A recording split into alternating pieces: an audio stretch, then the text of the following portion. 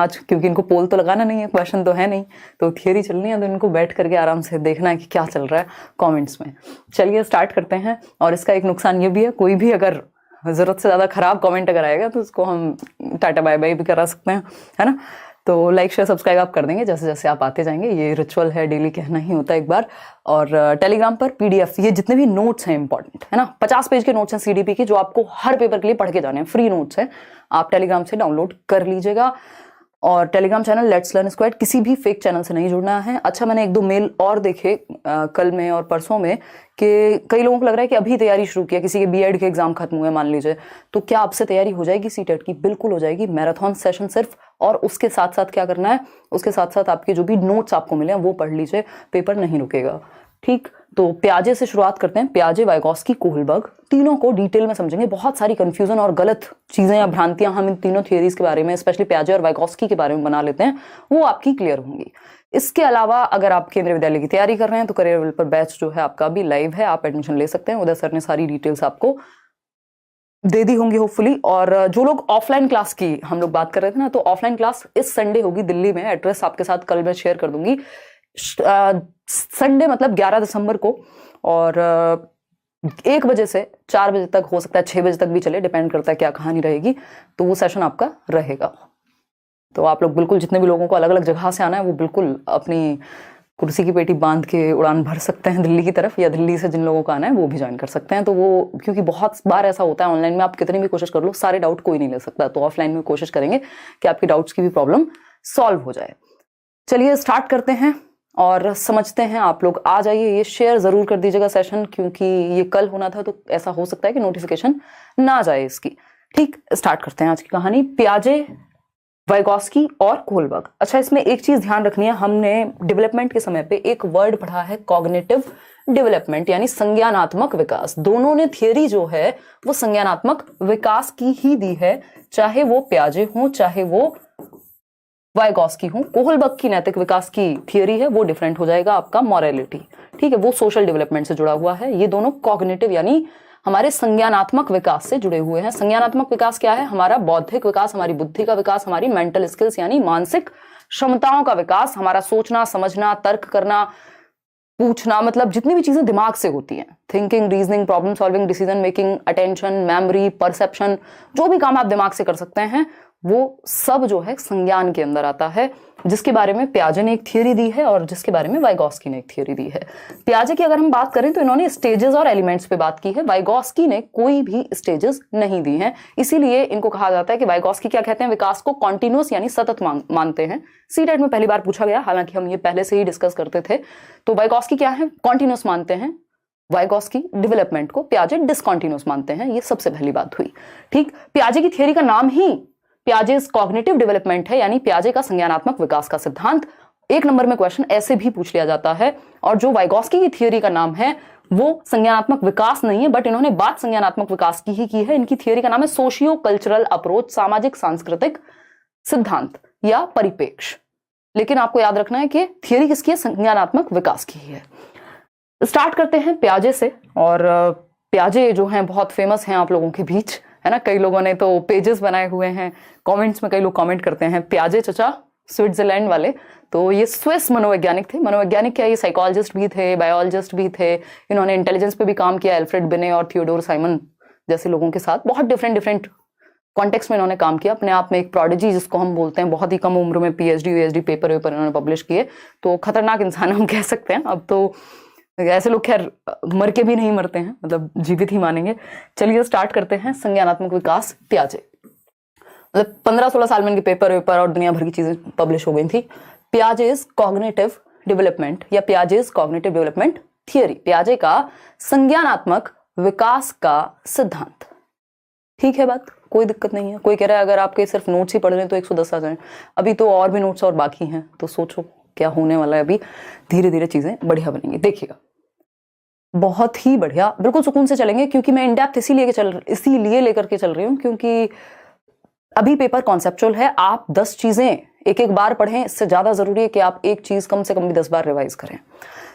प्याजे's cognitive development संज्ञानात्मक विकास का सिद्धांत पियाजे के द्वारा दिया गया। संज्ञान का मतलब सिंपल है, थिंकिंग, रीजनिंग, जितनी भी चीजें दिमाग से होती हैं। कॉन्सेप्चुअल डेवलपमेंट, आपके संप्रत्यों का विकास। संप्रत्य कहां? हाथों में बन रहे हैं। अगर मैं आपसे पूछूं कि भाई कर्णम मलेश्वरी के बारे में बताइए, तो ये एक तरह का कॉन्सेप्ट है जो आपके दिमाग में है, आपके स्कीमा में होगा, कहीं ना कहीं आपके ऑर्गेनाइज्ड फॉर्मेट में होगा, ब्रेन के एग्जिस्टिंग नॉलेज में कहीं पे रखा हुआ होगा। तो कॉन्सेप्ट कहां बनेगा? हाथों में नहीं, दिमाग में। ठीक, तो कॉन्सेप्ट का डेवलपमेंट भी, संप्रत्यों का निर्माण कॉग्निटिव डेवलपमेंट के अंदर ही आता है। लैंग्वेज भी कॉग्निटिव डेवलपमेंट के अंदर ही आती है। दूसरे शब्दों में एक बार क्वेश्चन पूछा जा चुका है, इंटेलेक्चुअल डेवलपमेंट की 4 स्टेजेस किसने दी हैं, यानी बौद्धिक विकास के 4 चरण किसके द्वारा दिए गए हैं? सिंपल आंसर है पियाजे के द्वारा। क्लियर है बात? कोई दिक्कत परेशानी?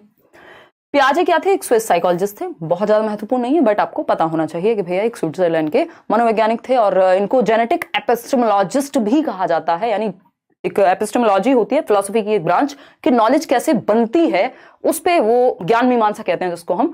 तो इन्होंने कहा जेनेटिक्स के थ्रू हम नॉलेज या ब्रेन को डेवलप कर रहे हैं कहीं ना कहीं, यानी हेरिडिटी को बहुत ज्यादा महत्व दिया है ना। हेरिडिटी मतलब हमारी बायोलॉजी, हमारी जैविकता, हमारी आनुवांशिकता के जो जीन्स हैं, एक जनरेशन से दूसरी जनरेशन में जो ट्रांसफर हो रहे हैं, वो हमारे संज्ञान के विकास या हमारे विकास में बहुत ही अहम भूमिका निभाते हैं।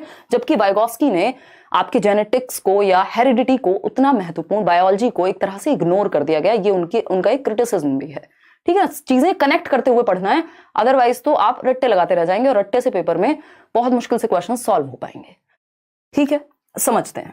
अगर हम बात करें कि बच्चों को क्या कहा इन्होंने? लिटिल साइंटिस्ट कहा, यानी नन्हे वैज्ञानिक हैं बच्चे। वैज्ञानिक क्या करते हैं? बहुत क्यूरियस होते हैं हर चीज को लेकर के, जो भी चीजें उनके एनवायरमेंट में हो रही होती हैं, जिस भी प्रॉब्लम को वो सॉल्व कर रहे होते हैं, बहुत जिज्ञासु होते हैं, क्वेश्चनिंग माइंडसेट होता है, इंक्वायरी करते हैं, एक्सप्लोरर्स होते हैं, है ना। डोरा द एक्सप्लोरर नहीं, नॉर्मल एक्सप्लोरर होते हैं जो अन्वेषण करें, है ना, जो खोज करें, डिस्कवरी करें आसपास। ठीक, तो एक्सप्लोर करते हैं बच्चे। क्या है? नन्हे वैज्ञानिक हैं, यानी छोटे वैज्ञानिक है। उनको आप बॉटल दे दो, उसको भी तोड़ फोड़ के। मुझे याद है बचपन में एक पेन मिला था, ये कहानी शायद मैंने डिटेल में सुनाई हुई है आपको कभी।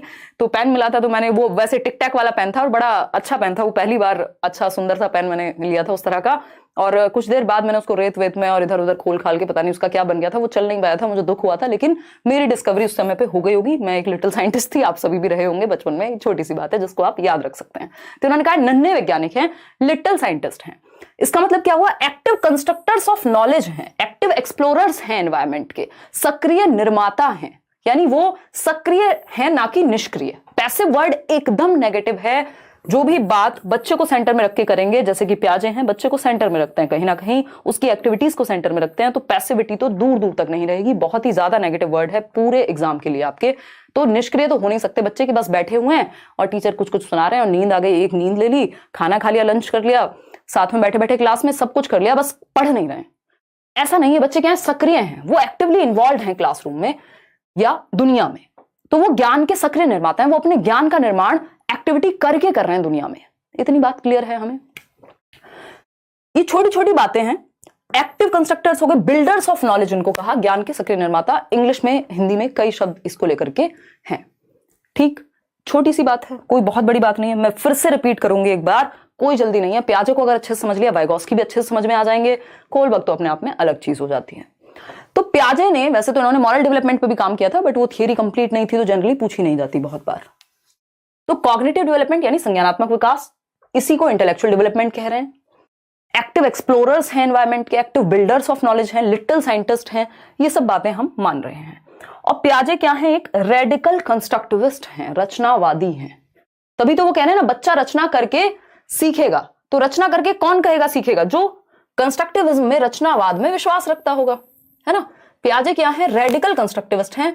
और वाइगोस्की क्या है? वो सोशियो कंस्ट्रक्टिविस्ट हैं, वो समाज के द्वारा कंस्ट्रक्शन की बात करते हैं। ये बच्चे की इंडिपेंडेंट एक्टिविटीज के द्वारा, उसकी स्वतंत्र क्रियाओं के द्वारा ज्ञान के सृजन की बात करते हैं। ये डिफरेंस है मेन पियाजे और वाइगोस्की में। अगर हम कहें तो पियाजे एक कंस्ट्रक्टिविस्ट हैं। 2 मिनट देकर के इसको समझेंगे। एक क्वेश्चन यहां से भी सीधा सीधा आता है, कंस्ट्रक्टिविज्म क्या है? अभी जब आप सीटेट कर लेंगे या कर चुके हैं जितने भी लोग, तो कंस्ट्रक्टिविज्म या स्कूल्स ऑफ साइकोलॉजी एक चैप्टर है। अगर आपने मेरी नोट्स की बुक भी देखी है, अभी आउट ऑफ स्टॉक है, आ जाएगी 1-2 दिन में। तो कंस्ट्रक्टिविज्म आपने अगर देखा है तो हमने देखा है स्कूल्स ऑफ साइकोलॉजी हैं, यानी मनोविज्ञान के बहुत सारे संप्रदाय हैं कि भाई एक स्ट्रक्चरलिज्म हुआ, फिर उसके बाद और तरह तरह की चीजें आई, बिहेवियरिज्म हुआ, व्यवहारवाद, सबकी अपनी विचारधाराएं हैं। हर व्यक्ति होता है जैसे उसकी अपनी एक विचारधारा होगी, है ना। जैसे पॉलिटिकल पार्टीज के लोग बढ़ जाते हैं कि हम फलाने विंग से हैं, हम ढिकाने विंग से हैं, है ना। ये क्या हुआ, इसी तरह से अलग अलग स्कूल्स ऑफ थॉट हैं जो अलग अलग विचारधाराओं में विश्वास रखते हैं। उसी तरह से एक स्कूल है कंस्ट्रक्टिविज्म यानी रचनावाद, जो ये मानता है कि ज्ञान का जो निर्माण है, नॉलेज का जो कंस्ट्रक्शन है, वो रचना उसकी हो सकती है, उसको हम कंस्ट्रक्ट कर सकते हैं एक्टिविटी करके। ये एक मेन थॉट है कंस्ट्रक्टिविज्म का। इसी के बेसिस पे आज का एजुकेशन सिस्टम बहुत हद तक निर्धारित है, आधारित है। अगर मैं कहूं एनसीएफ 2005 की जब आप बात कर रहे हैं, अपने आप में एक डॉक्यूमेंट है। अगर आप एनईपी जो नेशनल एजुकेशन पॉलिसी है, ये सब हम कल करने वाले हैं, इसकी भी आप बात करेंगे तो ये भी किस पे आधारित है, रचनावाद पर ही आधारित है, क्योंकि ये बच्चे को एक्टिव रखने की बात करता है। ठीक, और इसमें टीचर क्या है, टीचर एक फैसिलिटेटर है। तो ऐसा नहीं कि टीचर का कोई रोल नहीं है पियाजे के अकॉर्डिंग, वो क्या है, एक सुविधा दाता है। जैसे आप एक माली की तरह पौधे का ध्यान रखते हैं, बट पौधे को जबरदस्ती खींच के बड़ा नहीं कर देते। तो आप माहौल बनाने वाले व्यक्ति हैं, जहां जरूरत हो वहां बच्चे के लिए आप अवेलेबल हैं, फैसिलिटेटर हैं, सुविधा दाता हैं। ये हम एनसीएफ में और डिटेल में जानेंगे। तो इस कंस्ट्रक्टिविज्म में भी अलग अलग थॉट के लोग हैं। जैसे पियाजे की अगर हम बात करें, ये भी कहते हैं बच्चा रचना करता है, और वाइगॉस्की भी। लेकिन पियाजे कहेंगे ये रेडिकल हैं इस बात को लेकर के कि बच्चा स्वयं से एक्टिविटी करेगा अपने आसपास और नॉलेज को कंस्ट्रक्ट करेगा। तो ये क्या हुए, रेडिकल कंस्ट्रक्टिविज्म, रेडिकल कंस्ट्रक्टिविस्ट हो गए, ठीक है, रचनावादी। वहीं वाइगॉस्की क्या है, वो सोशियो कंस्ट्रक्टिविस्ट या सोशल कंस्ट्रक्टिविस्ट यानी सामाजिक रचनावादी। वो कह रहे हैं समाज की सहायता लेकर के ज्ञान का निर्माण बच्चा करेगा, ऐसा वाइगॉस्की कह रहे हैं। इनको डिटेल में बिल्कुल जड़ से समझने की जरूरत है, अदरवाइज ऊपर ऊपर से अगर आप लाइन बाय लाइन रट लेंगे तो फिर फंसेंगे। ठीक, तो एक बात हमेशा याद रखिएगा, पियाजे उल्टा नहीं कहते हर बात जो वाइगॉस्की कहते हैं, और जो वाइगॉस्की कहते हैं, जो भी पियाजे कह रहे हैं, उसका उल्टा वाइगॉस्की नहीं कह रहे हैं। कई लोग क्या करते हैं, इस चीज को रट लेते हैं दिमाग में, और कई टीचर्स भी ऐसा बता देते हैं। तो ये एक दूसरे के दुश्मन नहीं है कि जो पियाजे ने कहा है उसका उल्टा कहा होगा वाइगॉस्की ने। जैसे एक थॉट चलता है कि पहले थॉट आया या लैंग्वेज आई, यानी पहले विचार आई या विचार आया या भाषा आई। तो ऐसा मानते हैं पियाजे कि भाई पहले विचार आया। इसका ऑपोजिट वाइगॉस्की बिल्कुल भी नहीं कहते हैं। वो ये नहीं कह रहे कि पहले लैंग्वेज आ गई बाद में विचार आया है। तो इस बात को ध्यान रखना है कि जब आप पियाजे और वाइगॉस्की के बीच में अंतर ढूंढ रहे हो या उनको काट ढूंढ रहे हो, एक दूसरे की डिफरेंसेस ढूंढ रहे हो, तो बहुत सारी चीजें इनमें कॉमन है, बहुत ही लिमिटेड चीजें हैं जो डिफरेंट हैं। तो उस पर अभी हम आएंगे, ठीक है। तो ये एक बेसिक सी बात हो गई, और इसमें बच्चा जो है एक्टिव ही रहेगा कंस्ट्रक्टिविज्म में। इनके अलावा ब्रूनर भी एक व्यक्ति हैं जो क्या है, सक्रिय मान रहे हैं बच्चों को, या वो भी कंस्ट्रक्टिविज्म की बात कर देंगे, ठीक है। चलिए समझते हैं आगे की कहानी। तो पियाजे रेडिकल कंस्ट्रक्टिविस्ट हो गए, अपने संज्ञान का निर्माण बच्चा एक्टिविटी करके करेगा। ये सिद्धांत हमें क्या बताता है कि जो मानसिक संज्ञानात्मक संरचना है, जो हमारा मेंटल स्ट्रक्चर्स बनते हैं, जिसके साथ आप पैदा हुए हैं, एक तरह से स्कीमा भी कह देते हैं इनको, कि हमारे ब्रेन में कुछ मानसिक संरचनाएं बनी हुई हैं जिसके साथ हम जन्म भी ले रहे हैं। आप देखते हैं बच्चा पैदा हुआ है, उसको आप छोटा सा बच्चा 3 महीने का भी आसपास आप कभी देखिएगा, आप उसको अपनी फिंगर भी देंगे वो ऐसे पकड़ लेगा, छोड़ना उसको हो सकता है ना आता हो। यानी ग्रास्पिंग जैसा जो स्कीमा है या कुछ सर्वाइवल स्कीमास हमारे ब्रेन में होते हैं जब हम जन्म लेते हैं तब से ही। या फिर सकिंग की अगर हम बात कर रहे हैं कि बच्चे को आप दूध पिलाना, ऐसे थोड़ी ट्रेनिंग दी है आपने कि दूध कैसे पीना है, आपने थोड़ा बहुत उसको बस हल्का सा मूव किया और वो दूध पीना सीख जाता है, बचपन से फीड करना सीख जाता है। तो कुछ स्कीमा सर्वाइवल के लिए हमारे ब्रेन में पहले से होते हैं, हमारे सर्वाइवल इंस्टिंक्ट्स में कहीं ना कहीं होते हैं। स्कीमा क्या है, ये सिंपल मानसिक संरचना है, संज्ञानात्मक संरचनाएं हैं, एग्जिस्टिंग नॉलेज है जो ब्रेन में आपकी संरचना बनी हुई है। आप मुझे पहचान पा रहे हैं क्योंकि आपके ब्रेन में एक स्कीमा है मुझे लेकर के, ठीक है, कोई दिक्कत परेशानी। 15 साल की उम्र तक अधिकतम विकास जो है संज्ञानात्मक पक्ष में हो जाएगा, ऐसा पियाजे कह रहे हैं। इनकी जो स्टेजेस हैं वो जन्म से शुरू होकर के 15 साल पे खत्म हो जाती हैं। मतलब ऐसा नहीं कि 15 साल के बाद विकास होना बंद हो गया, लेकिन ये 15 साल तक की ही उम्र का विश्लेषण दे रहे हैं। और जो सिलेबस है आपका, ज्यादातर चीजें इन पे आधारित है। आप देखते हैं कि एज के अकॉर्डिंग सिलेबस डिजाइन होता है। ऐसा तो नहीं है कि 7th क्लास का बच्चा है तो आपको पता होता है कि यार इस उम्र का बच्चा होगा, कहीं 14 साल के आसपास, 12 साल के आसपास, 13 साल के आसपास का बच्चा होगा, तो उसकी जो मेंटल एबिलिटीज होंगी उसके हिसाब से आपको एनसीईआरटीज में भी एग्जांपल्स मिलते हैं, उसकी एज को ध्यान में रख करके बनाई जा रही हैं किताबें। तो एज को ये महत्वपूर्ण मानते हैं, हेरिडिटी को ये महत्वपूर्ण मानते हैं, ठीक। और 15 साल तक मैक्सिमम डेवलपमेंट यहां पे हो जाएगा। अब क्योंकि इन्होंने स्टेजेस में तोड़ दिया है विकास को, इसीलिए कि भाई 4 स्टेजेस मान लीजिए दी हैं, 4 स्टेजेस इन्होंने दी हैं। तो पहली स्टेज में इतना विकास, ये क्षमताएं आ गई, उससे ऊपर थोड़ा और हुआ, फिर और हुआ, और मैक्सिमम डेवलपमेंट आपका 15 साल तक हो गया संज्ञान का। उसके बाद तो आप डेवलप करते रहेंगे। इसीलिए इन्होंने विकास को अनिरंतर यानी डिसकंटिन्यूअस बताया है। जो व्यक्ति स्टेजेस की बात करेगा, जो व्यक्ति चरणों में बांट करके विकास की बात करेगा, वो कहीं ना कहीं डिसकंटिन्यूअस तो मान ही रहा होगा। जनरली हम क्या पढ़ते हैं, development is a continuous process, यानी सतत प्रक्रिया है। लेकिन जब हम बात प्याजे की कर रहे हैं, क्योंकि ये सब्जेक्ट जो है आपका मनोविज्ञान है या बाल विकास है, ये मैथ्स नहीं है कि 2+2 हमेशा 4 ही होगा, है ना। तो ये डिसकंटिन्यूअस कैसे होगा, कॉन्टिन्यूअस भी है डेवलपमेंट, डिसकंटिन्यूअस भी है। ज्यादातर जो लोग हैं वो ये मानेंगे कि विकास एक कॉन्टिन्यूअस प्रक्रिया है। लेकिन जब हम प्याजे की बात कर रहे हैं तो इन्होंने डिसकंटिन्यूअस माना। क्यों? क्योंकि स्टेजेस में तोड़ तोड़ के बात कर रहे हैं कि इस स्टेज में इतना, फिर इसमें इतना, फिर इसमें इतना, यानी असतत है जो विकास की प्रक्रिया है प्याजे के अनुसार। इसका उल्टा है, वाइगोत्स्की कहते हैं कॉन्टिन्यूअस है, क्योंकि उन्होंने किसी एज या स्टेज की बात नहीं की है। ठीक। कलेक्टिव मोनोलॉग नाम की एक चीज है, 3 से 5 वर्ष में आती है, प्री ऑपरेशनल स्टेज, अभी आप आगे पढ़ेंगे। इस पे क्वेश्चन इस बार पूछा हुआ है। सामूहिक एकालाप, यानी सारे बच्चे आपस में बैठे हुए हैं और सब कुछ बातें कर रहे हैं, कोई किसी से बात नहीं कर रहा, बट सब बोल रहे हैं एक साथ। जैसे पूरा स्कूल मान लीजिए 2 एकम 2, 2 दूनी 4 गा रहा हो, तो वो कलेक्टिव मोनोलॉग है। कोई किसी से बात नहीं कर रहा, लेकिन आवाज सबकी आ रही है। प्याजे की अगर हम बात करें, इन्होंने 4 स्टेजेस दी ही है। उससे पहले इन्होंने 4 एलिमेंट्स दिए हैं, जिसको कई लोग मिस कर जाते हैं। उस चक्कर में फिर ये थियरी कंप्लीट समझ में नहीं आ पाती। ठीक। 4 एलिमेंट्स दिए हैं इन्होंने डेवलपमेंट के। ये 4 स्टेजेस या 4 चरण नहीं है, ये 4 तत्व हैं जिनको महत्वपूर्ण माना प्याजे ने। क्या है ये तत्व हैं जो संज्ञानात्मक विकास में महत्वपूर्ण भूमिका निभाते हैं। MESE ये एक निमोनिक है, शॉर्टकट्स हैं जो हमने छोटी छोटी ट्रिक्स लगभग हर एक थियरी के लिए बनाई हुई हैं। और अभी यूट्यूब की दुनिया में या ऑफलाइन में भी ऐसा होता है, बहुत बार लोग आते हैं मीटअप वगैरह में, बहुत भरपूर यूज इसका लोग करते हैं। कई लोग क्रेडिट देते हैं लेट्स लर्न को या मुझे, या कई लोग नहीं भी देते हैं, but how does it matter, अगर आपका फायदा हो रहा है, बाकी सारी चीजें सेकेंडरी हैं। ठीक। तो ये MESE की जब हम बात कर रहे हैं, यानी ये क्या है, 4 तत्व हैं।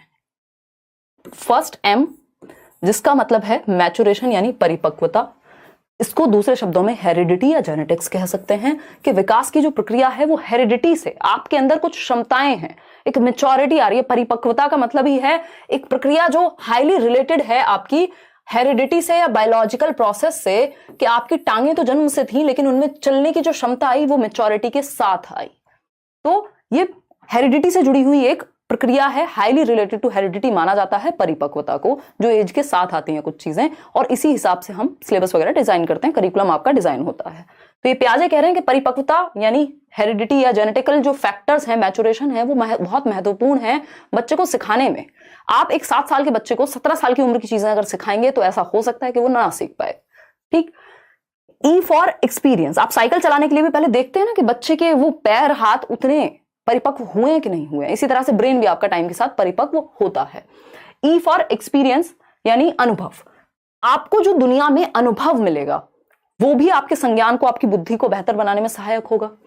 इस अनुभव का दूसरा नाम एक्टिविटी है। कई बार पेपर में एक्टिविटी लिख देगा, कई बार पेपर में आपका एक्सपीरियंस लिख देगा। ठीक है इतनी बात, या कोई दिक्कत परेशानी है?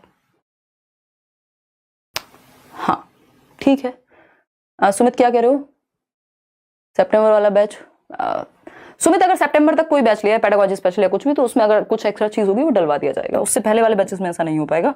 चलिए अगर हम बात करते हैं S की, तो सोशल एक्सपीरियंस, सोशल इंटरेक्शन, यानी प्याजे ये नहीं कह रहे हैं कि समाज बिल्कुल खराब चीज है बच्चे के विकास में। ये कह रहे हैं आप दुनिया में इंटरेक्ट तो कर ही रहे हैं, अंतःक्रिया तो कर ही रहे हैं और अपनी समझ बना रहे हैं। ऐसा नहीं दूसरों की समझ को भर ले रहे हैं अपने अंदर। तो ये हुआ सोशल इंटरेक्शन। फिर आती है एक चीज इक्विलिब्रेशन। ये बहुत महत्वपूर्ण है। सारा जो टेंशन है आपका कि अडेप्टेशन क्या होता है, ऑर्गेनाइजेशन क्या होता है, एसिमिलेशन क्या है, एकोमोडेशन क्या है, वो इसी से जुड़ा हुआ है। इक्विलिब्रेशन है संतुलन की प्रक्रिया, यानी हम अपने दिमाग में एक संतुलन क्रिएट करते हैं जब हम अपने संज्ञान, अपने कॉग्निशन को डेवलप करते हैं। हमारे दिमाग में जो है और दुनिया में जो है वो बैलेंस में है कि नहीं है। अदरवाइज तो हम क्या हो जाएगा, बहुत बड़ा कॉन्फ्लिक्ट हो जाएगा, दिमाग में विस्फोट हो जाएगा अगर इक्विलिब्रेशन नहीं होगा। तो ऐसा नहीं है हमेशा इक्विलिब्रेशन बना रहता है, बट इस प्रक्रिया को हम चलाते रहते हैं। तो ये चौथा महत्वपूर्ण फैक्टर है प्याजे की 4 तत्व के अनुसार या 4 एलिमेंट्स में। कई बार इसमें क्वेश्चन आता है कि इन 4 एलिमेंट्स में क्या शामिल नहीं होता। तो आप देख पा रहे हैं यहाँ लैंग्वेज शामिल नहीं है। क्या नहीं है? भाषा, यहाँ कोई भी एक फैक्टर नहीं है। अगर हम देखें, इसका ये मतलब बिल्कुल नहीं है कि भाषा को पियाजे ने ये कह दिया कि ये तो किसी काम की नहीं है, बट इन फैक्टर्स में शामिल नहीं है, महत्वपूर्ण है लेकिन इन 4 फैक्टर्स में नहीं आती, अलग से इसको महत्व नहीं दिया गया लेकिन नकारा भी नहीं गया। ठीक है ना, तो ये ध्यान रखेंगे कि अगर पूछ लिया जाए तो हाँ भाई लैंग्वेज भी इंपॉर्टेंट है लेकिन इन 4 एलिमेंट्स में लैंग्वेज नहीं आती। ईगोसेंट्रिक स्पीच की बात की है, उस पर आएंगे। तो ये 4 फैक्टर्स हैं, MESE, maturation, experience, social interaction और इक्विलिब्रेशन। अब इस इक्विलिब्रेशन, ये जो 4th पॉइंट था, इसके अंदर आते हैं कुछ पॉइंट्स। इक्विलिब्रेशन यानी संतुलन की जो प्रक्रिया है उसके अंदर ये आपका पूरी कहानी आएगी कि जो संतुलन है उसमें 2 प्रोसेसेस इन्वॉल्व होती हैं। एक होती है अडेप्टेशन, यानी जिसको हम अनुकूलन कहते हैं, कि आप जिस एनवायरमेंट में हैं उसके साथ आप अडेप्ट कर पा रहे हैं या नहीं कर पा रहे हैं। सर्दियां आ गई हैं, अगर आप खाना उस हिसाब से नहीं खाएंगे, कपड़े उस हिसाब से नहीं पहनेंगे तो क्या होगा, टाटा बाय बाय, फिनिश हो जाएंगे, निकल जाएंगे इन्हीं सर्दियों में। तो ये क्या हुआ कि आप अडेप्ट नहीं कर पाए। हंसने की जरूरत बिल्कुल नहीं है, है ना। तो आप अडेप्ट नहीं कर पाए, और जैसे हमारी निशा है, अब देखो एकदम ऐसे रजाई वजाई ओढ़ के बैठती है क्लास में, अब तो एसी वैसी बंद कर दिया हमने। तो ये क्या हुआ, अडेप्टेशन यानी अनुकूलन। आप एनवायरमेंट के अकॉर्डिंग अडेप्ट करते हैं, आपकी जो क्षमता है एनवायरमेंट के, योर एबिलिटी टू एडजस्ट और अडेप्ट इन एन एनवायरमेंट, कि आप ढल पाए उस माहौल में, ऐसे आपका ब्रेन काम करता है। तो एक तो प्रक्रिया इसमें ये शामिल हुई। दूसरी प्रक्रिया क्या है, ऑर्गेनाइजेशन यानी संगठन। संगठन क्या है, आपके ब्रेन में ये जो स्कीमा है, अभी हम जिसकी बात कर रहे थे, 1 मिनट देकर के इसको अलग से भी समझ लेंगे। स्कीमा को स्कीमा ही कहते हैं, हिंदी, इंग्लिश, फारसी, जो भी आप समझ में ज्यादा बेहतर रखते हो, जिसकी समझ। ठीक, तो ऑर्गेनाइजेशन यानी संगठन।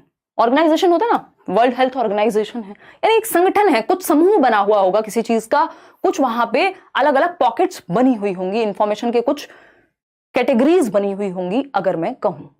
ठीक है बात, कोई दिक्कत परेशानी नहीं है इस बात को समझने में। ठीक है जी, बहुत बढ़िया। चलिए, क्या कह रहे हैं आप लोग, अभी तक तो केवीएस को लेकर के डाउट ही खत्म नहीं हो रहे हैं आप लोगों के। अभी प्लीज ये पढ़ लीजिए, फिर कर लेंगे उस बात, एक वीडियो में अलग से चर्चा कर लेंगे। तो अडेप्टेशन क्या है, एक प्रक्रिया है, और ऑर्गेनाइजेशन एक प्रक्रिया है, जिसके माध्यम से हमारा ब्रेन बैलेंस में आ पाता है, या वो एक संतुलन क्रिएट कर पाता है, इक्विलिब्रेशन जिसको हम कह रहे हैं। ठीक है, अब ये अडेप्टेशन की प्रक्रिया यानी हम एनवायरमेंट में कैसे एडजस्ट करते हैं, इसमें 2 चीजें लगती हैं, एक है एसिमिलेशन और दूसरी एक प्रोसेस इसके अंदर आती है एकोमोडेशन। इसके माध्यम से हम अपने एनवायरमेंट में क्या कर पाते हैं, अडेप्ट कर पाते हैं। ठीक है, ऑर्गेनाइजेशन एक सिंपल सी प्रक्रिया है कि जो भी आपके ब्रेन में इंफॉर्मेशन है उसको कितने अच्छे से आपने कैटेगरीज में विभाजित करके, अपने स्कीमा में कितने अच्छे से ऑर्गेनाइज करके रखा है, कि कंस्ट्रक्टिविज्म में आपने 2 लोग पढ़े हैं, पियाजे और वाइगोस्की, सीडीपी में ये पढ़ा है, ये थियरी से ये रिलेटेड है, आपने ऑर्गेनाइज करके अपने स्कीमा में रखा हुआ है। अदरवाइज फिर क्या होगा, कंफ्यूज हो जाएंगे। आप किसी व्यक्ति को देखेंगे और कहें अरे यार ये तो मैंने कहीं देखा देखा सा लग रहा है, मतलब ठीक से ऑर्गेनाइज नहीं हुआ। अगर देखा हुआ है पहले से और फिर भी नहीं पहचान पा रहे, तो कहीं ना कहीं ऑर्गेनाइज करने में दिक्कत हुई होगी। ठीक, अगर हम स्कीमा की बात करें 1 मिनट लेकर के, क्योंकि टू द पॉइंट स्कीमा पे भी एक एक क्वेश्चन कई बार देखने को मिला है। स्कीमा, स्कीम्स भी कह दिया जाता है, स्कीम्स बेसिकली छोटे छोटे पार्ट्स हैं इसमें। स्कीमा की जब हम बात कर रहे हैं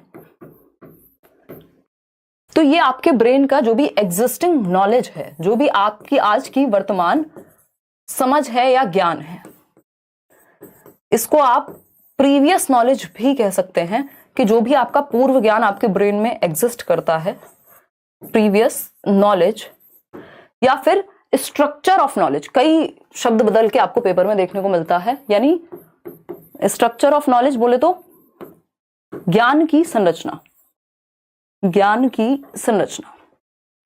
इसका सिंपल मतलब स्कीमा का यहां ये हुआ कि आपका ये ब्रेन है, इसमें कुछ इंफॉर्मेशन है जो कि एग्जिस्ट करती हैं, एडिड है आपके ब्रेन में, स्ट्रक्चर बना हुआ है दुनिया में, मूवीज से लेकर के, लोगों से लेके, पौधों से लेकर के, गानों से लेके, हर चीज अपने आप में ऑर्गेनाइज्ड है इस स्कीमा में। आप कैसे अरिजीत सिंह का गाना सुन रहे हैं और फटाफट से पहचान जाते हैं ये वाला गाना है, धुन से ही। क्यों? उस म्यूजिक से आप क्यों पहचान पा रहे हैं? क्योंकि स्कीमा में, आपके स्ट्रक्चर ऑफ नॉलेज में, आपकी एग्जिस्टिंग नॉलेज में, आपके पूर्व ज्ञान में वो चीज एडिड है, कहीं ना कहीं वो एग्जिस्ट करती है, कहीं ना कहीं पैकेट्स ऑफ इंफॉर्मेशन बने हुए हैं आपके स्कीमा में। ठीक है, कोई दिक्कत परेशानी इस बात को लेकर के अगर है तो बताइए। ठीक, आप ये पेन भी पहचान पाते हैं, क्यों? क्योंकि कहीं ना कहीं स्कीमा में ऐड होगा, नहीं तो फिर आप ऐड करेंगे, अगर नहीं होगा तो आप ऐड करेंगे। तो इसमें कुछ चीजें ऐड होती रहती हैं, कुछ चेंजेस आते रहते हैं स्कीमा में over the period of time, और स्कीमा अपडेट होता रहेगा। अपडेट कैसे होगा? उस अडेप्टेशन की प्रक्रिया के द्वारा, और अडेप्टेशन की प्रक्रिया में दो चीजें लगती हैं, एसिमिलेशन और एकोमोडेशन। अब इनको समझेंगे, ये क्या है। एक मिनट,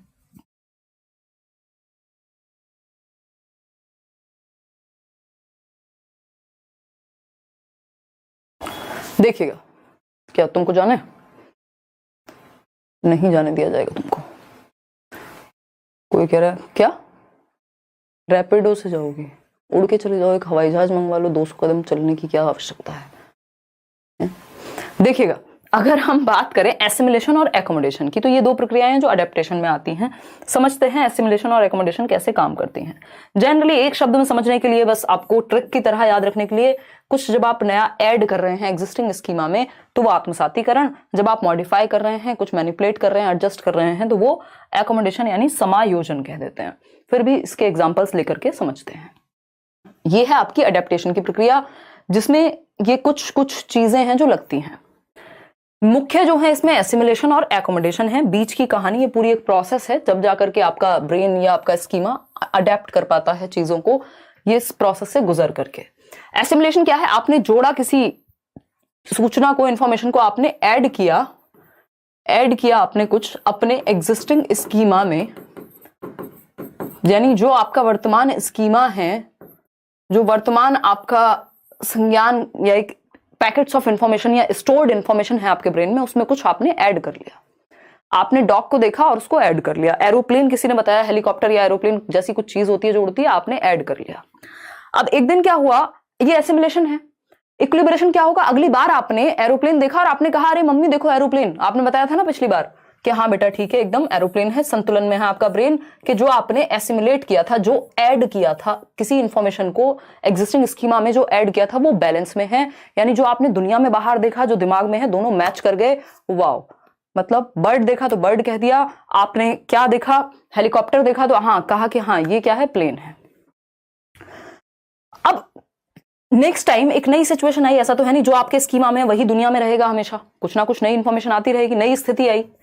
अब नई स्थिति जब आई तो यहां पर आपने एक बर्ड को, मान लीजिए आपको एक हेलीकॉप्टर या एक एरोप्लेन के बारे में बताया गया था, तो आप कंफ्यूज कर गए। आपने कहा मम्मी ये एक बर्ड है, या बर्ड को आपने हेलीकॉप्टर कह दिया। ठीक है, ये भी हो सकता है कि ये भी उड़ती है, इसके भी दो पंख हैं और ये तो उड़ सकती है। अब इस केस में क्या हुआ, ये जो नई सिचुएशन है, अभी तक आप बैलेंस में थे, किसी ने कहा नहीं भाई ये तो क्या है, एक बर्ड है, या ये तो हेलीकॉप्टर है, तुम हेलीकॉप्टर को बर्ड क्यों कह रहे हो? तो ये क्या हुआ, डिसबैलेंस हो गया। आपके दिमाग में जो कॉन्सेप्ट था कि आपको पता था कि जो उड़ती है चीज जिसके दो पंख होते हैं उसको बर्ड कहते हैं, अब वो चीज कहीं ना कहीं कॉन्फ्लिक्ट में आ गई, असंतुलन में आ गई। अब इसको ठीक करने के लिए आपको एकोमोडेट करना पड़ेगा, अपने स्कीमा में थोड़ा परिवर्तन लाना पड़ेगा, चेंज करना पड़ेगा, अगर मैं कहूं मॉडिफिकेशन लाना पड़ेगा। देखिए अगर इसको बहुत डिटेल में जाएंगे तो चेंज तो दोनों ही प्रक्रियाओं में होता है, एसिमिलेशन में भी और एकोमोडेशन में भी। लेकिन जो कीवर्ड्स हैं जो आपके काम आते हैं पेपर में, आपने अगर मॉडिफाई किया, आपने अगर मैनिपुलेट किया, आपने अगर चेंज करके एडजस्ट कर लिया अपने ब्रेन में कुछ, तो वो एकोमोडेशन हो गया। अगर आपने एग्जिस्टिंग स्कीम में ही कुछ ऐड कर लिया तो वो एसिमिलेशन हो गया। यानी ऐड करना एसिमिलेशन, जब आपको एडजस्ट करना पड़े, मॉडिफाई करना पड़े, मैनिपुलेट करना पड़े, तो वो एकोमोडेशन है। इसको एक और उदाहरण से हम समझेंगे। जैसे ये बहुत ही कॉमन, आपको बहुत सारी किताबों में भी मिल जाएगा कि बच्चे को डॉग के बारे में बताया गया। उनके घर में एक डॉग है और उसको बताया गया ये डॉग है, उसके स्कीमा में ऐड हो गया, हाँ डॉग होता है, इसके 2 कान होते हैं, 2 आंखें होती हैं, एक पूंछ होती है, 4 पैर होते हैं। एक दिन छोटा सा कोई डॉग आपने देखा था, अगले दिन आपने कहीं कैट देखी। अब आपके दिमाग में ये चीज एसिमिलेटेड है, आपने अपने स्कीमा में ऐड की हुई है कि ये डॉग है, इक्विलिब्रेशन में है आप। आपके सामने नई सिचुएशन आई, आपने कैट को डॉग बुला दिया क्योंकि वो आपको वैसी ही दिख रही थी, थोड़ी हेल्दी कैट थी, और आपके पास एक छोटा सा डॉगी था, वो वोडाफोन वाला कुत्ता आता था ना पहले, देखा किसने, वो हच होता था जब वोडाफोन के टाइम पे, देखा तुमने? वो नहीं देखा? देखा है, हाँ। तो ऐसा सा एक डॉगी था आपके पास छोटा सा। अब आपने कैट देखी, वो भी हेल्दी थी, मतलब छोटे बच्चे हैं आप, और आपके ब्रेन में कंफ्यूजन आई कि मम्मी मम्मी देखो ये क्या है, एक डॉग है। लेकिन जैसे ही उसने भौंकना शुरू किया या आवाजें निकालनी शुरू की, कैट तो नहीं भौंकेगी, तो आवाज से आपको पता लगा यार ये तो कुछ गड़बड़ हो गई। मम्मी ने कहा हाँ बेटा ये डॉग नहीं है। अब इस नई सिचुएशन ने डिसइक्विलिब्रियम क्रिएट कर दिया, असंतुलन आ गया आपके दिमाग में कि यार ये तो कुछ गड़बड़ हो गई। ठीक, अब ये क्या होगा, आप या तो नया स्कीमा बनाएंगे, या तो आप अब नया स्कीमा क्रिएट करेंगे तो भी आपको एकोमोडेट करना पड़ेगा, या फिर पुराने स्कीमा में परिवर्तन करेंगे, चेंज करेंगे, मॉडिफाई करेंगे और समझेंगे कि भैया कैट अलग होती है, इसकी आवाज अलग होती है, इसकी कदकाठी अलग होती है, इसमें कुछ कुछ डिफरेंसेस होते हैं। तो ये क्या हुआ, आपने एकोमोडेट किया, समायोजन किया, चेंज किया, मॉडिफाई किया अपने इंफॉर्मेशन को। ठीक है या नहीं है, बता दीजिए एक बार। बहुत बढ़िया। नींद आ रही थी बट चॉकलेट खाया, ऐसा कह रही हैं सुहाना सेशन देखने के लिए। हाँ, हमारा सेशन थोड़ा सा लेट होता है। ठीक, और ऐप पे भी ये सेशंस चल रहे हैं, तो आप लोग जितने यहाँ हैं उतनी संख्या उधर भी होती है, देखिएगा। बहुत बढ़िया। एक्स्ट्रा कमेंट्स में नहीं ले रही हूं, अगर इससे रिलेटेड कोई भी डाउट है तो आप बता सकते हैं। अगर एक लाइन में इसको समझेंगे तो ऐसे भी आप समझ सकते हैं। नोट्स में सब कुछ दिया हुआ है, एक रीडिंग भी कर लेंगे ना तो काम बन जाएगा। एक बार रीड भी कर लेंगे तो काम बन जाएगा, ठीक है ना। देखिए, अगर हम बात करें एसिमिलेशन की, यानी इसको हम कहते हैं आत्मसात करना, यानी जोड़ना, किसी चीज को ऐड करना। एसिमिलेट मतलब ऐड किया, इंफॉर्मेशन को एग्जिस्टिंग स्कीम में, आपका जो एग्जिस्टिंग वर्तमान स्कीमा है उसमें ऐड किया। अच्छा ठीक है, डॉग को ऐड कर लिया, या ये एरोप्लेन है ऐड कर लिया। क्या कर लिया, डॉग को ऐड कर लिया। ठीक, एकोमोडेशन क्या है, समायोजन, चेंज, मैनिपुलेशन। ठीक, ये है आपका समायोजन। आपने कोई कॉन्फ्लिक्ट आया, उसकी वजह से या तो नया स्कीमा क्रिएट किया या चेंज किया पुराने स्कीमा को। अपने इंफॉर्मेशन में क्या किया, एडजस्टमेंट किया कि भैया ये कैट और डॉग एक जैसे नहीं होते, इनमें कुछ कुछ अंतर पाए जाते हैं, तो आपने अपने स्कीमा में थोड़ा सा एडजस्ट किया जो आपका डॉग का स्कीमा था। मैनिपुलेट करने की जरूरत पड़ी, अगर कुछ चेंज करके उसी में ऐड करने की जरूरत पड़ी कि ये भी एक प्रकार का कुत्ता हो सकता है जो आपको लग रहा हो कि ये एक प्रकार का डॉग नहीं है या ये डॉग नहीं है, कंफ्यूजन भी तो हो सकती है ना कई बार। मॉडिफाई करेंगे आप और तब उसको स्कीमा में संभाल करके ऑर्गेनाइज करके रखेंगे। सिंपल बात है। इन वर्ड्स पे ध्यान दीजिएगा क्योंकि अभी पेपर बहुत ज्यादा दूर नहीं है, तो अगर आप इससे भी काम आपका 99% सिचुएशंस में चल जाता है कि जब आप एडजस्ट, मैनिपुलेट, मॉडिफिकेशन, ये सब चीजों को ध्यान में रखेंगे तो आपको समझ में आ जाएगा। एकोमोडेशन की बात हो रही है जब आपको सिंपल कोई एक्टिविटी करके उसको यूज करने की बात हो रही है। जैसे एक क्वेश्चन आता है एग्जाम में कि एक बच्चा है जो दाल चावल मिक्स करके खाना सीख रहा है या सीख रही है, तो क्या है ये, एसिमिलेशन का उदाहरण है, एकोमोडेशन का उदाहरण है? बताओ एक बार फटाफट से। ये एसिमिलेशन का उदाहरण है या एकोमोडेशन का उदाहरण है कि एक बच्ची है जो दाल चावल को मिक्स करके हाथ से खाना सीख रही है, क्या है ये? बताओ बताओ। ये खाना है, कुछ लोगों के लिए सिर्फ खाना है ना, इसीलिए तो सबको पास थोड़ी होना है पेपर में, है ना, कुछ तो होंगे खतरनाक निशा के जैसे जो वो 5th ऑप्शन में लिख के आएंगे कि ये खाना है, ना ये एसिमिलेशन है ना एकोमोडेशन है, दिस इज खाना ओनली, ये एसिमिलेशन है। ठीक है जी, खैर मजाक से हटके ये क्या हुआ, एसिमिलेशन हुआ कि आपने अपने एग्जिस्टिंग स्कीमा में कुछ ऐड कर लिया कि भैया दाल और चावल को मिक्स करके ऐसे खाते हैं, ये क्या हुआ, ऐड कर लिया। ठीक है, एसिमिलेट कर लिया। ऐसा तो कुछ नहीं किया कि जिसमें पुराने स्कीमा में आपको पहले दाल चावल हाथ से ही खाना पता था, अब आपको किसी ने चॉपस्टिक से खिलाना सिखा दिया, तो वो एकोमोडेट करना हो जाता।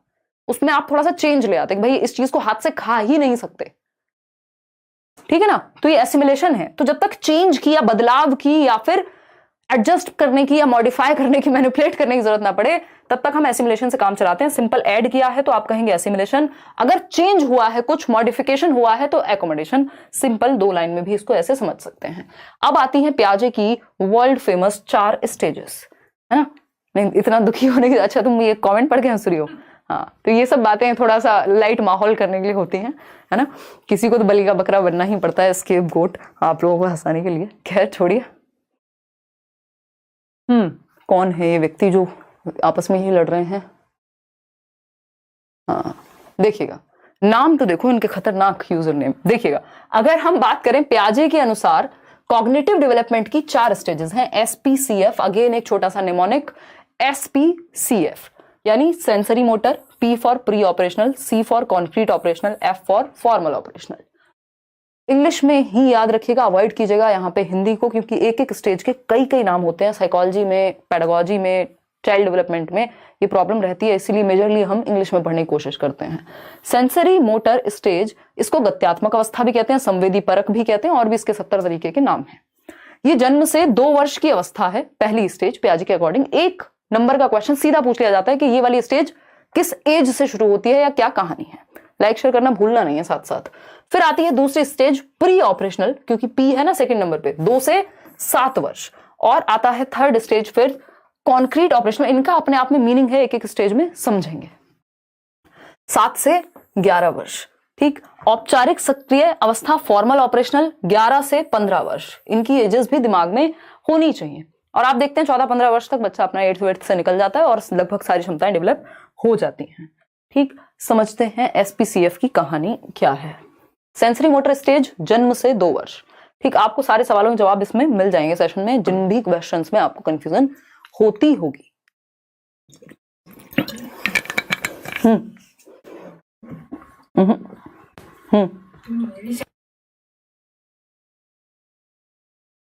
कोई बात नहीं, वो उनको पसंद है।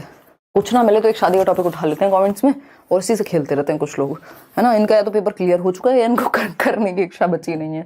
देखिएगा कुछ लोग ही हैं ऐसे। देखिए, अगर हम बात करें सेंसरी मोटर स्टेज की, यहां हम प्याजे पढ़ रहे हैं, बच्चे का विकास पढ़ रहे हैं। कुछ लोग बस शादी पे ही हटके पड़े हैं। मान लिया यार शादी का मौसम है तो ऐसे करोगे, हैं मौसम है।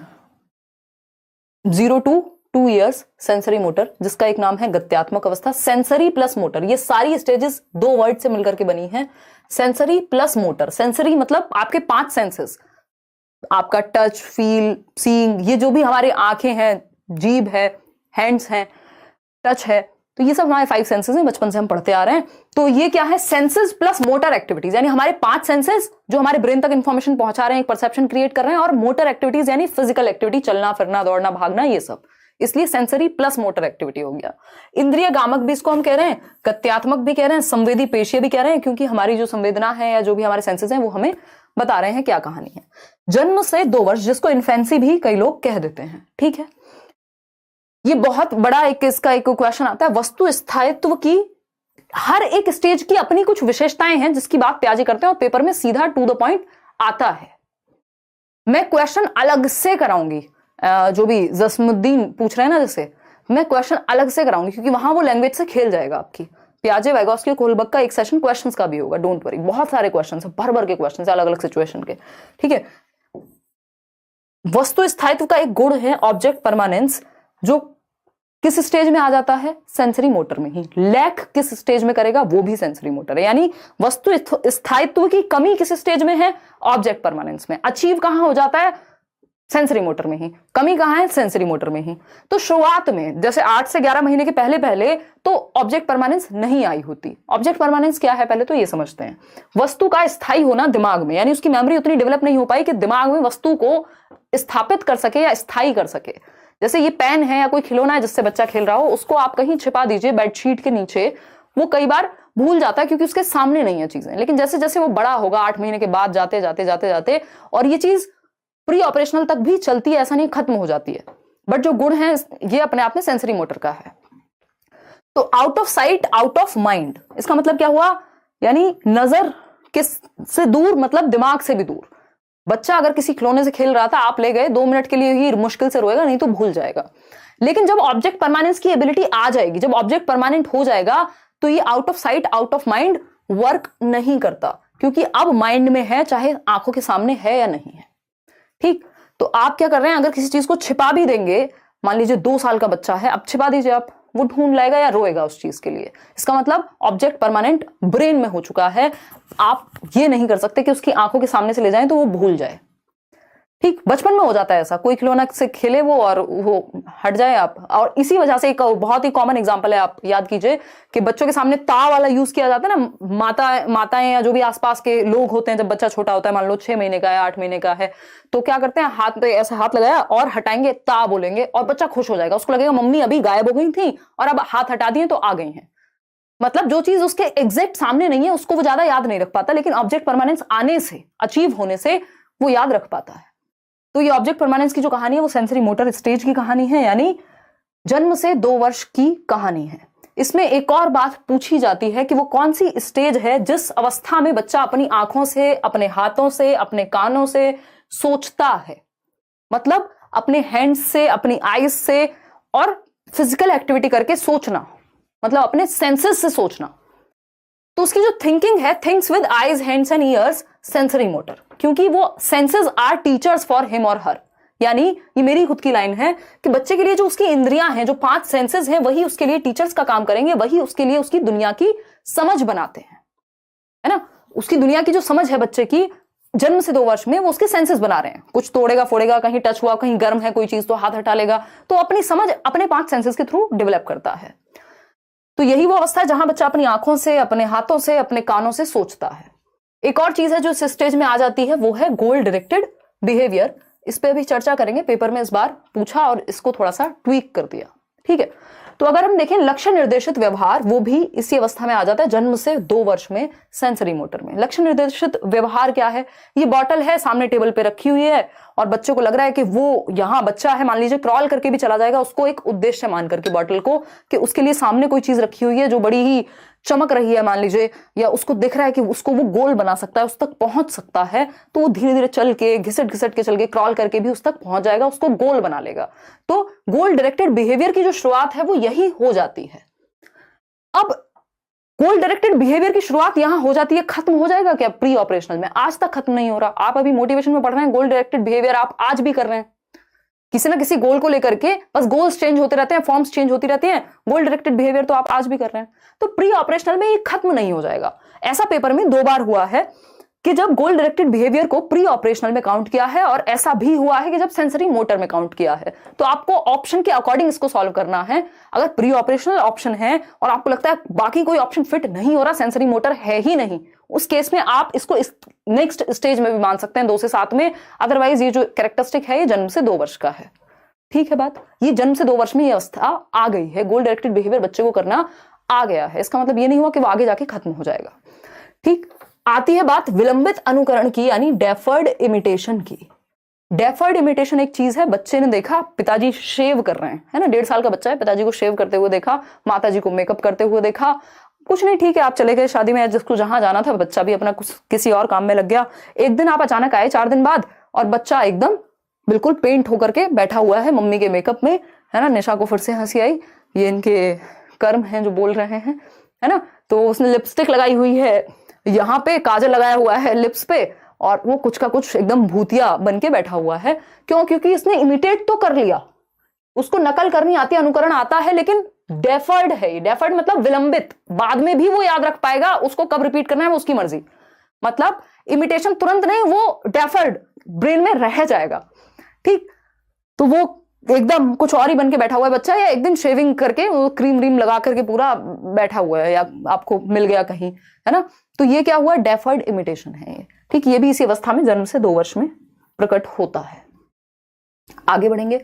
प्री ऑपरेशनल स्टेज आपकी 2 से 7 वर्ष की अवस्था है।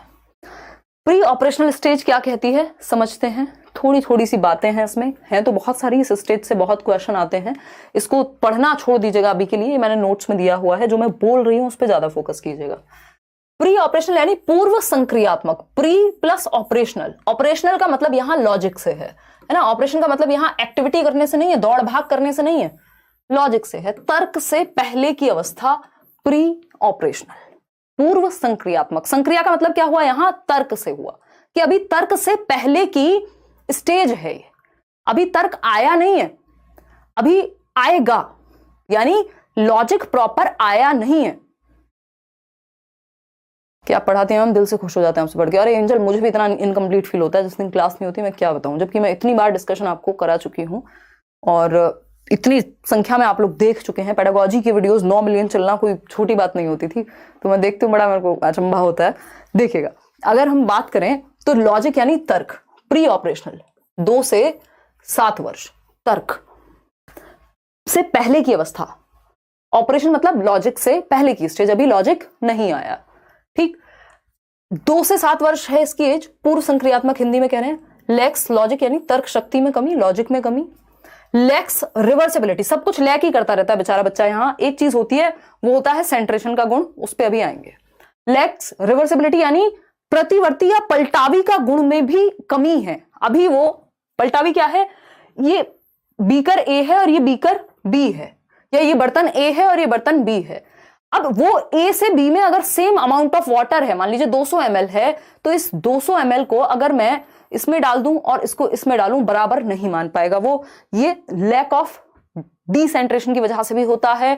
ये आपके रिवर्सिबिलिटी उसको समझ नहीं आती कि फॉर्म चेंज होने पे कैसे काम चलेगा। जैसे बर्फ पानी बन सकती है और पानी बर्फ बन सकता है, यानी आइस जो है आपकी उसको आप लिक्विड फॉर्म में ला सकते हैं, पानी बना सकते हैं और पानी से बर्फ बना सकते हैं। दोनों ऑपोजिट हो सकते हैं। जैसे रोटी जब आप बनाते हैं तो आप छोटी सी वो पहले तैयार करेंगे, फिर उसको बड़ी रोटी बना सकते हैं, फिर से उसको छोटा फॉर्म में ला सकते हैं। ये बच्चे को पल्ले नहीं पड़ता इस एज में, ठीक। तो वो क्या है, रिवर्स नहीं कर पाता अपने एक्शंस को। जैसे उसको किसी जगह जाने का रास्ता याद रहेगा, आने के रास्ते में कंफ्यूज हो जाएगा। आपके साथ बचपन में कभी ना कभी ऐसा हुआ होगा, यदि आपको अपनी बचपन की मेमोरीज हैं तो। भटकी नहीं थी कभी गांव शहर में? भटकी थी ना। तो जाने का रास्ता तो याद रहता है, मुझे भी याद है। और एक कहानी मैंने सुनाई थी बहुत पहले, कई साल पहले। तो जाने का रास्ता आपको याद रहता है, कहीं गांव में मेला लगा हुआ है, कहीं और शहर में कहीं कुछ और लगा हुआ है, और थोड़ी दूर आपको माँ बाप ने भेज दिया और आपको पता है, हाँ कॉन्फिडेंस में आप कह रहे पहुंच जाएंगे। पहुंच तो गए, आने के लिए लोग चाहिए थे फिर आपको, या नंबर याद करवाया गया था, रटवाया गया था, घर वालों को फोन करवा देना किसी से, नहीं तो उठ के चले जाना, कोई ले जाएगा किडनैप करके। मजाक कर रही हो। तो ये क्या हुआ, उसको रिवर्सिबिलिटी की प्रॉब्लम है।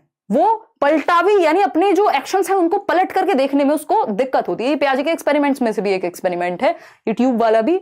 और कि उसको मान लीजिए स्कूल जाने का रास्ता तो पता है, बट वापस कैसे आना है उसमें वो थोड़ा सा कंफ्यूज हो जाता है। ठीक है बात, क्लियर है बात? चलिए, एक और चीज है इस स्टेज में, वो है एनिमिज्म, यानी निर्जीव को सजीव समझता है। यानी इस बॉटल, ये बॉटल अगर उसके पैर पे गिर जाए तो उसको लगेगा बॉटल ने मुझे चोट लगाई है। तो बॉटल के 2 थप्पड़ अगर लगा दे मम्मी तो दिल को तसल्ली आ जाएगी कि हाँ इसको भी चोट हुई लगी होगी, इसको भी दर्द हुआ होगा। जबकि बॉटल क्या है, निर्जीव है ना। इसमें अपनी कोई जान नहीं है, अपनी कोई कुछ फीलिंग्स नहीं है कि इसको कुछ हर्ट नहीं हो रहा, बच्चे को ही हुआ है हर्ट। तो इस पे एक क्वेश्चन आता है कि अगर आप देखेंगे कि सूरज क्या है, गुस्सा है इसलिए ज्यादा गर्मी है आज, ये क्या हुआ, ये हो गया एनिमिज्म। कि बच्चों को लग रहा है कि आज तो, और ऐसा कहा भी जाता है ना बचपन, भाई सूर्यदेव नाराज है आज, बहुत गुस्सा कर रहे हैं, इसलिए बारिश हो रही है क्योंकि मूड है आज बारिश करने का। तो ये क्या हुआ, ये एनिमिज्म है। निर्जीव को सजीव समझना, लिविंग थिंग्स को या नॉन लिविंग थिंग्स को भी लिविंग थिंग्स की तरह देखना। बच्चे बचपन में गिर जाते हैं मिट्टी वगैरह में खेलते हुए, आजकल तो मौका कम ही मिलता है मिट्टी में खेलने का।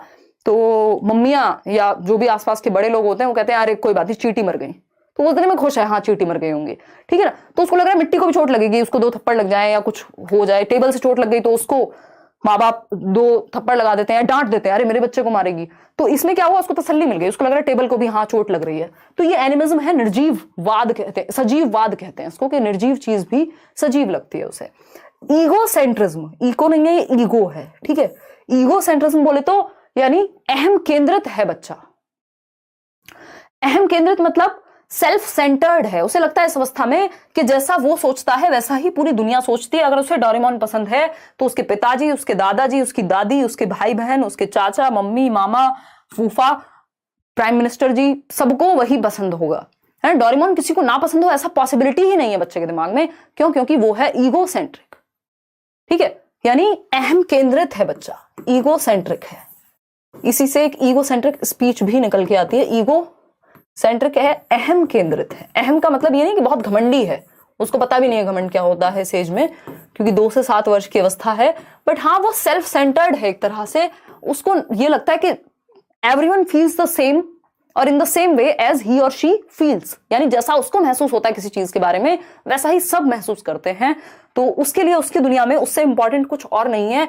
अगर पिताजी को इस्तीफा देना पड़ गया आज ऑफिस में, कुछ बात हो गई और वो बहुत सीरियस मूड में घर आए हैं, फिर भी वो कहेगा पापा या मम्मी मैंने ये पेंटिंग बनाई है, देखो ना कितनी बढ़िया है। अब उनका मूड अलग ही है, माता जी का मूड अलग ही है, कुछ और ही हुआ है उनके जीवन में, लेकिन ये कह रहा है पहले इस पे ध्यान दो, बाद में पीना पानी, सांस भी बाद में लेना, पहले मेरी पेंटिंग देखो कितनी अच्छी पेंटिंग है। अगर नहीं पसंद आई तो रोने लग जाएगा या गुस्सा करेगा, ऐसा भी हो सकता है। या फिर कोई फेवरेट कार्टून है, मान लीजिए डोरेमोन है, तो उसको लग रहा है ये मेरे भाई का भी फेवरेट होना चाहिए, ये चॉकलेट इसकी भी फेवरेट होनी चाहिए। अगर वो कोई शो देखता है, कोई एक आजकल तो ये भी चलने लगा है यूट्यूब पे, मान लीजिए कोई व्लॉगर है, बच्चे बहुत देखते हैं, और आप कह दीजिए कि ये तो मुझे नहीं पसंद है, ऐसे कैसे नहीं पसंद, उससे बढ़िया तो दुनिया में इंसान नहीं है कोई, है ना। तो ये क्या हुआ, ईगो सेंट्रिज्म है, कि उसको लग रहा है कि मेरे थॉट के अलावा दूसरा थॉट एग्जिस्ट नहीं करता। तो ये हो सकता है आपको पसंद है मुझे नहीं है, लेकिन वो अभी अहम केंद्रित, कुछ लोग जमाने भर रह जाते हैं ये अहम केंद्रिता उनमें।